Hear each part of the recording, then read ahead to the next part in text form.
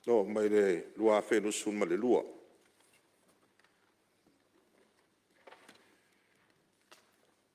Ai, o lo matau ina fo i waitau ia sa pa uai ia le, sa fa pa ui na ile tau o le, o sua vai le, 2%. I mo pili tongi. Na winga na o fionga le, fong fitalai, ma na o fionga tai fono komiti. O linga mai o le mafuanga tonu lea, o te le pa u, ia ua le ngā whatia e le pulenga ia whatino ana ngā luenga. Ia me tero isi fōfuanga. Ua le maua le tupe lea sa tau na maua ina mai, mao ina mai, e lea vai tau. Pei o le vaenga lea o lea no matauina, i lau ai atu le lipoti. O lo o tau o li poti e ni si o ai tā lafu ele i. Ia po pili le tongi o lo o au ina mai pea. E leo wha mau ina i. Kisiri lo fionga tai fono. Pe fie ni pili ia. La se au wha ingo nei ai tā lafu o lea lo tau mwhai pea ia le tātou pū le ngai au ina mai. Mai whoninga mai e fio lolo se leni. Lea lo maua. Ala foi le mafuanga wa tulanga ia sa tau na fa malosia. Lao ina mai o le o pili nei o tatu sua vai. Au nei a vai tau e leo nā ma le laina tulanga le. O susu inga tau fea ngai ma le atunu ma le laulangi. O tau a fia ai foi e tulanga o le. Sua timu ma le vai e maua. Vai tau mafa. Lea e matau atu li poti. Ia le tulanga leo tau ana whaale leia. Ia tātou water catchment areas. No whaanga lo tapu e sua vai. Ina ia maua pea le sua vai tau mawha da tunu. Ina ia matua whaale leia uma ia vanga ia. No ta ua mai i le iuta i fulo sou ma afia malu ia maisi i tu o le tunu. Eo hoi sala fai. Wanga ia tau na mtua wha leia. Ia wata po ina pēr sua vai a mise iuta i le. Le anga i mele iuta afia malu. Ia wale sua vai tau mafa mo le taulanga o pia. Vai maunga whaleata o na whaisto tele o le. Vai tau a whai o le tunu o lo au mau i nei. Ia watu langa ngā luenga ma onga ia maisi ngā luenga whaatino. Ono ngafa ma malu le tunu.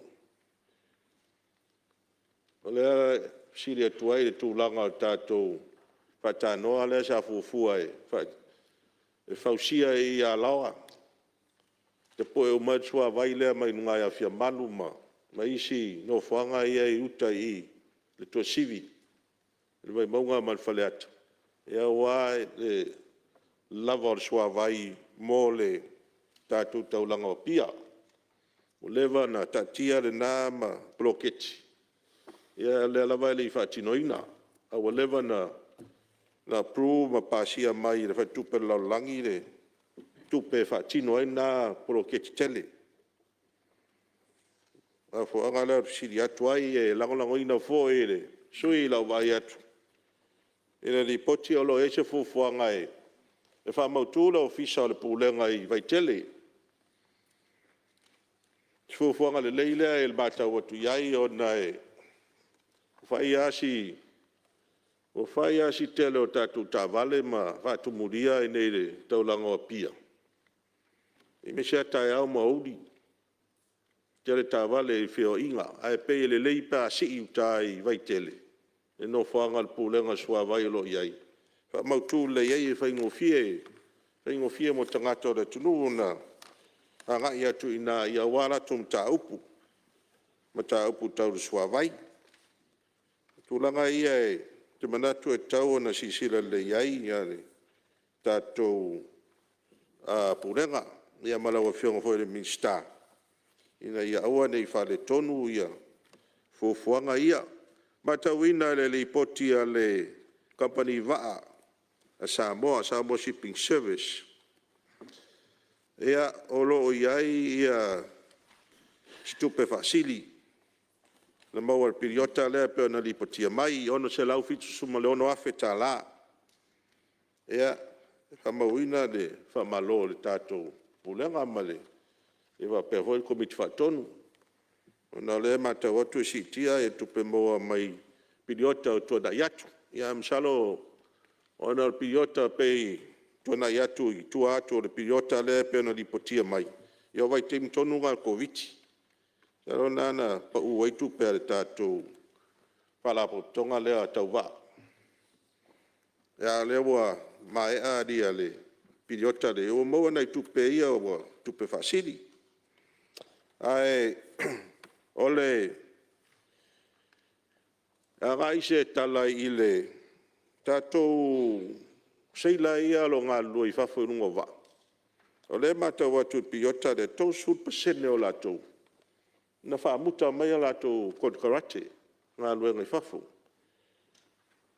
e pe e mata watu ma fo mai lava le ava malosi e tango fia le ava malosi a nga lu e lunga va o la se poka la me fu al tato tanga no fa la tonga i tulanga le mole a uina fa na uia ma fo tua iai I tulanga ia fai titia pa o tu la i mai ia le fa fitau di la ona e fesio nga o isi mata upu ia fia isi tatu sei lai fafo ile so na tango fia la ava malos ia ma tupo ai fala velavi isi tulanga fa sori tu la fono ia fia ai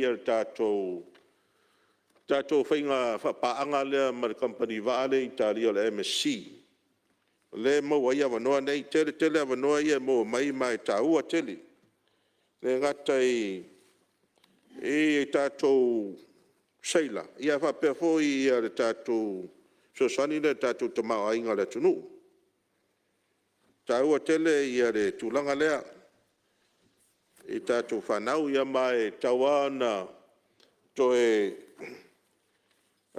tau sanga pe monisi ia vanoa ba le matau atu le lava lo to tele lava ia lo le tunu ia onga ma tawina tato wa onga le malingi le i monino ia wa ia ava no mo la to ia pe o tulanga ia e lo va ia to i tato di potia ia e mo le tu fa malo i pulenga e tato mtanga luenga ia malo le ngalo lue o le tato shipping corporation ia o le lava lo o fa o pelta tua le ma o foi si di poti e pen fa sala mai o lo sa uni foi si va fo e mai le tunu mo le va lava le o sa vai ma mo polu mo fe malanga inga le tunu ia o se tu langa le foi le tu langa pa fai e tau nu le fa moi ai tau na mai se va le lei e sui ai ia waa ia lo ia nei. A la se tu langa la se tala mai i na fui wha moe tatou company lea o le shipping corporation tatou malo. O lo moa na i tupe fasili. Ia se tu langa le lei lea. Le moa le miliona le piriota pena li potia mai. Ia o tu langa na ia fo mo le to fa malo male fa tai ai olo mo foi se li poti pe ia piriota fo ile na li potia mai se si la lo fio al minsta ole se malanga al tato vale mai se la fai ya masino november tau sanga tu pe li piriota lea o le va pena o le ava no atu kapteni ai ave mai se seila ba mai sale longa i mulfonua O la se li poti mai o tūlanga lea. O la se so enga na whai. Awa a whai o lena ave me le seila e le skapten. Ia, popo e taufi. O a tupus wha ave lavi. Ia, so e le se lai sene ave wa ale. A le seila na mai ale wa. Ia, mai sa la pa fia in soifua. Pa tupu mas wha ave lavi lunga al vasa. Me ia tau na sisila le iei a le pulenga ma lo fionga al minsta. Ia ma fai ese fufuanga ua le pe fōringa mai. Ua fai ia whaasalanga. Ia e mawhatu whaasalanga al kapiteni le saulwa. Nai rol whaasalanga al seila lena mai al wa. Ia e tau na awatu whapena i luma. Mo se saunanga whaamamalama i e tūlanga. Ia pe o le natu lea la fionga tu sa meneli poti. E whaftai mo le amanoa. Halo. Tau noe lau fionga le. Sui mamaru. Ona maan me lua. Ia tule mai sui whaleta tolu. Mo le trata e tele lau fionga. Honga fono mo le. Awanoa. Kata alo whatu pa ia man malu le tātou. Usunga fono ma sole tapo inga Samoa. Tai fo i le. Komiti mo ripoti pa ea. Tuina mai. O le company Swavai, ili eis o manatu iai, na le mure whaftai le, nunga li pule ona tanga luenga. Whaftai iai le tatu o nanga lea. Mili iai ale whali muol pipa e, ka elo ka uru masau le pipa. E whafkai iai a whaiwhai e pea. O mar kampangi lea wa. O wakau whalu whesasi lo mako whawala o whionga le fono. Ngai pe kau kusa ngo me ye lua kam o nga ye lua o le sio fala tonga va Samoa Shipping Corporation a o le sio le au nanga va Samoa ele kau onga ko ka ia ni malo e kong fa sui ngole le ngonga le au nanga va ngai ka fe ngai le ngo pa tonga va me ka va nai ngai malato e pe o i le au nanga va il mele sa. Ia mea kau seila. Pe au nanga i lunga wa. E tau na iai. Ale kioa mai e whaaluanga mai le. Whakuanga komiki le. Whaaluanga mai e whakuanga i poki. E ku whakasi, kilo le malo ku whakasi ia. E sa ma sa. Whalaputonga wa ama le au nanga wa. O lo foi la miska malo. E whaalua foi nkali e malo. E avel kali e kasi. Ele mwhai.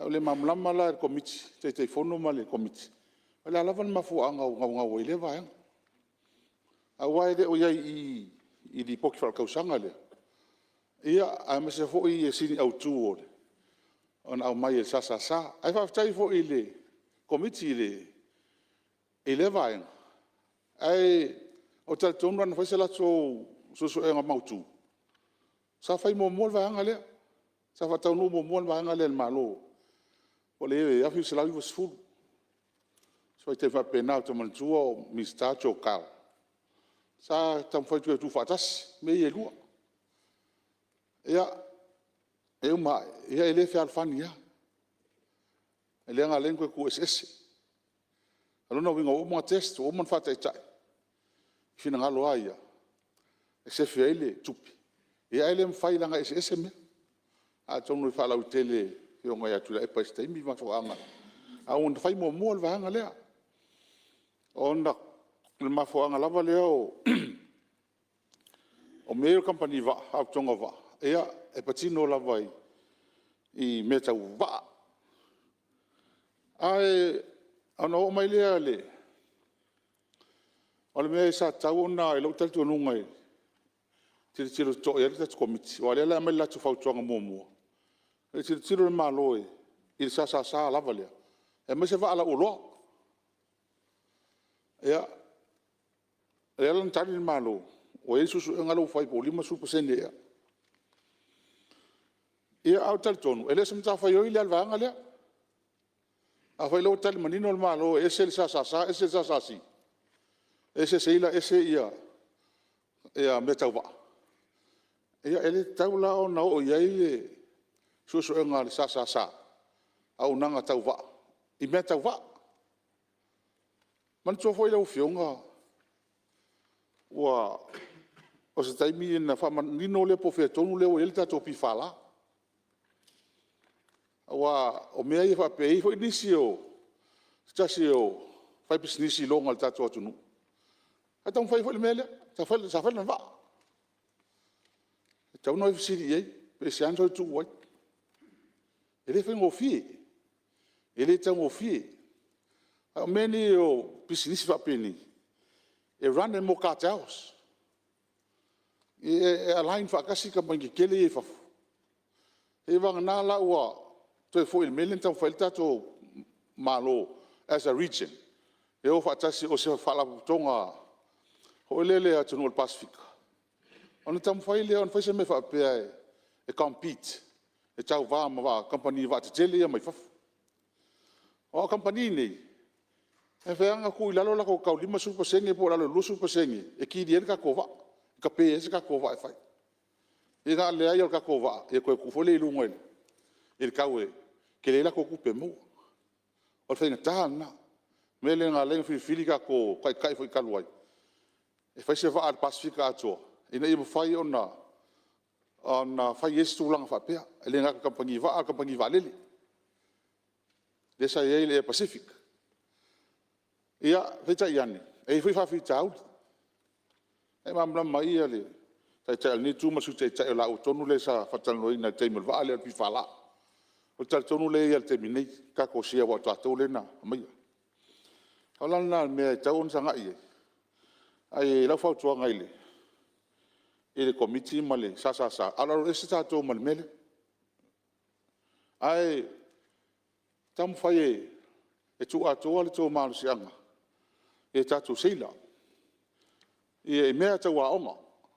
A whai ua tele tātou alum whanau i me hoi le teno seila, hoi le lunga waa teno me hoi e au nanga masani. E au tau ona tilo e whalau tele, whato tele tangata e train, ma a onga i meo office level, ma lunga i kapiteni, o mea nau taua nga i kako. Leo el tātou Marine School e tai. Ia ana le whaangotua hole whaafore na mai le sa a whaitala e whaonga e whaile tātou. A hoi ngole mea. Ia ko training, e whaile ngole le upwhapala. Ia koe ia. Ia, ai o mea na tautanga i ai. Le ngata e lea. O le whawhi tauri le langa mai nei seila. Teim fo le umalakon kalaki. Foi mai. E le la stupe mau le vai liu lea. E le mwhai whaise so tanga se paanga whenga paanga ma sa sila. A marolo mai nei seila ia. Ave le whawhenga luenga ai, le vai taimi marolo mai ai. Ma use lato tupe. Ia, pe whaise so ta inga malo. E se mea e maua e pese tupe nei tangata ia. Nei tatam whanau ia pia foi mai. I taimi foi e suia e kon kalake am tulanga whapena. Le ngata le o lato tupe te ua paua le mea mai la mukanga. Whawhi ka hauli e ka kou, o kupe anga i seila, ma kokongi, nupi wha, mea na lesa ta whaalongo ia so i e pisai ma, tal noai. A le tai wha ia tu teimine, pe uke le asu inga leile wa iai. A mea ngai kaunga nga iai le sa.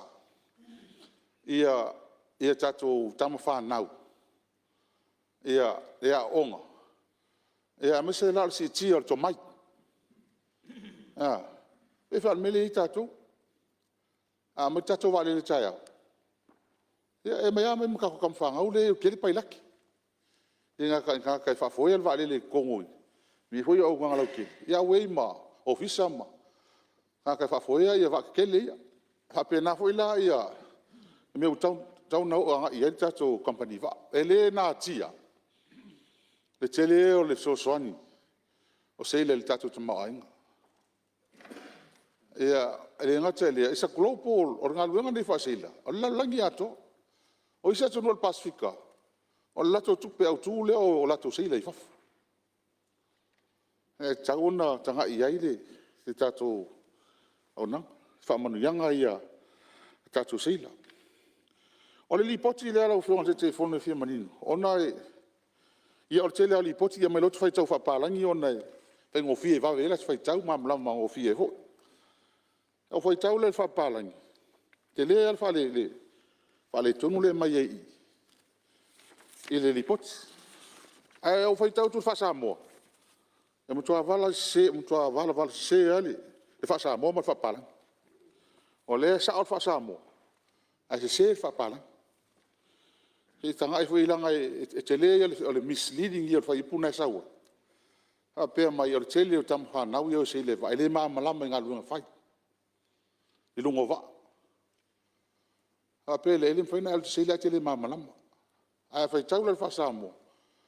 Ia le ai o le wha tau le tala i me fui o career day fui e. Le tamu whai e whatosina me tamu te o i wa. E o nanga lea. Ia o le tala la nai le sa. O tamiti nei e le maa malama kero ka meki mea kawana wha se le koe le o aru ila ko interest. E le o aru ila ko maho whau. A o careers nei, o nanga nei, e te le ala wanoa e maua ila ngā luenga. So se mea te anu iai o laulangi nei. E le nā tia e, te leo nei alum whanau Samoa sa whiwa i waai nei i Samoa. E se loko whiwhia kia New Zealand, le whiwa i waai New Zealand kapkengi e. Ake me mika ia makalangoa ngai kama sa whiwa i ngai wau porum sa vai. E mea la nā e tā ua i tele e o nanga lea tātou ma me i whaini. Ai o le tūlanga lea le whautuanga le komiti e tū whaatasi o vaianga e luia tātou leo manino le tale ma loma fuanga. Ai leo whaarua na mai e le talwhengai. O le tātou o le company o le mele wafu lau fionga. O sa e fori tu inga le sa e le malo talua i. Ta tia mai domestic. Wafu ia domestic wolf i lalo le kampani vaale. Sa si. E le fai fatasi ala tomu ai ala tomu fai ngofi fo na maintain. I concentrate le spala to international i wafu kele ia. La to nanga ia peta ia le voto isu inga le vai tau. Pe una va nga tau tanga ia le malo. E me ono se fe mele tupe ma me fengo fio no tu fatasi lalo sa o nanga tas. Ole tato fe malanga inga le sa va i mapo. Ole mai fau tuanga le company va. Le sta usanga e over 1 million dale. Le increase of fuel. E lua todo. Le mai fau tuanga si e pasa se le alu kuila. Ia ole tūlanga lina. Tau te mana o mai tu ilalu pasis. E me se vale o polu masavai. Ele ole ala fo ilea. E tau fiofi al malola o nanga lea. Ele na tia o tele alo ia a fai pisinisa mo tam fai. Ma ia la to va ai, fa tau va mo al malo. Ia ele me fai na umi. Tu e tasi minto sui. Ele me fai na umi va ai. Awai o la ran fa pisingisi la ko ia ran va al maloia ila for piriti mo na tatu tangata ale va pe foi la tatu fa ta mo ia va ia ngau wa o le la tu la mal tele fa fita u li va o al mele mai li poti mal mala u matau na o fio ngai mista o taimi o va se ma na ia al mena ia la u fio alu va ai taimi na ia fa solo atoa. Ele ai mas se akala ko ila tau ia au tala de mini fa pe mai o limit ia tu na imalanga o le weekend foi tangat al mesa sa wai e alu fa sa lo ato ta to va ele se tu langa ia malisi mea o masani foi mato ato foi le o la solua e fa ile maintenance va e fu foi la malanga tangata i tu langa le ai wa ta tau an fa o le maintenance va. Leo tato wa ai le leanga so o wala poai. Ia pelo tulanga na lau fionga e tanga ia. E fo i fai le routine le o le maintenance o va. Per masani ai. Ia fai mo fie fo tato ngana. Ia ele ngata ilia. Sa mana ia me sai mo mua.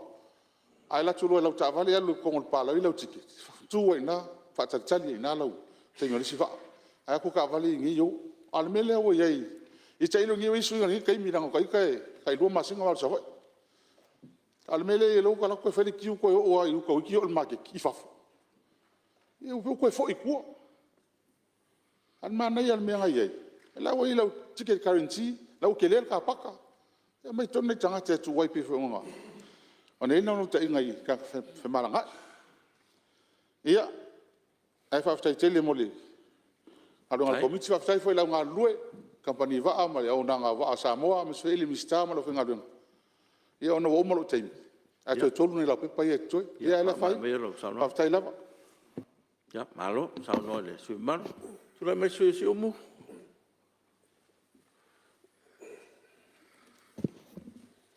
Ya te lo fionga le. Talai mo. Lo ava noa. Eu te whatalo whatua i lo fionga le. Talai. Me sui le paia maurunga le mota. Yo lo fionga le. Tai le malo. So le fio. A fio. Kapineta. E foi lo fionga le. Tai o le tuangai. Sui tai ma paia maurunga. Sui a fai pule. O le palemene o Samoa. Ia o paia ma malu tae ma le aso. Misi le whaafonga me Samoa le ata oto. Le ua mai o na pailango. Pia e malu foi saunoanga talainga si malu le palemene o mai atu. E pia ma foi se manatu.